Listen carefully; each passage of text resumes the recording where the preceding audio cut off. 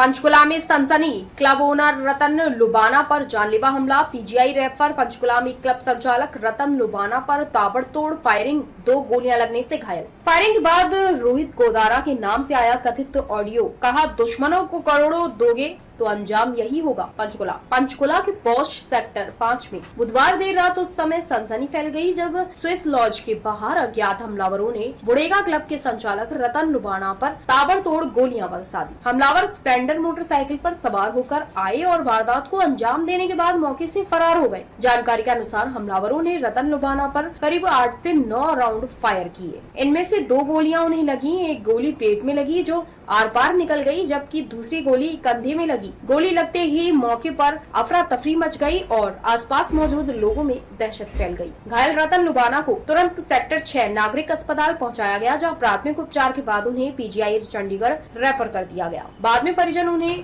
मोहाली स्थित फोर्टिस अस्पताल ले गए। चिकित्सकों के अनुसार उनकी हालत फिलहाल स्थिर बनी हुई है। वारदात की सूचना मिलते ही डीएसपी विक्रम नेहरा और सेक्टर 5 थाना प्रभारी ललित कुमार पुलिस टीम के साथ मौके पर पहुंचे। पुलिस ने घटना स्थल से साक्ष्य जुटाए और आसपास लगे सीसीटीवी कैमरों की फुटेज कब्जे में लेकर जांच शुरू कर दी है। फायरिंग के बाद सामने आया रोहित गोदारा का कथित ऑडियो। घटना के बाद मामले ने नया मोड़ तब ले लिया जब रतन लुबाना के मोबाइल नंबर पर गैंगस्टर रोहित गोदारा के नाम से कथित कॉल और ऑडियो संदेश आने की चर्चा सामने आई। सूत्रों के अनुसार ऑडियो में कहा गया है, दुश्मनों को 3-4 करोड़ रुपए दोगे तो अंजाम यही होगा। इसके अलावा ऑडियो में रतन लुबाना से बात कराने की बात भी कही गई। सूत्रों का दावा है कि कथित ऑडियो में हमले की जिम्मेदारी लेने जैसी बातें भी सामने आई हैं। हालांकि पुलिस ने अभी तक न तो कोई ऑडियो की सत्यता की पुष्टि की है और न ही यह स्पष्ट किया है कि कॉल वास्तव में किसने की थी। पुलिस तकनीकी और डिजिटल साक्ष्यों के आधार पर पूरे मामले की जांच कर रही है। डोनी बल की धमकी के एंगल पर भी जांच। गौरतलब है कि कुछ दिन पहले रतन लुबाना को गैंगस्टर डोली बल की ओर से कथित धमकी मिलने की चर्चा भी सामने आई थी। ऐसे में पुलिस फायरिंग, गैंगवार, पुरानी रंजिश और गैंगस्टर कनेक्शन समेत सभी पहलुओं को ध्यान में रखकर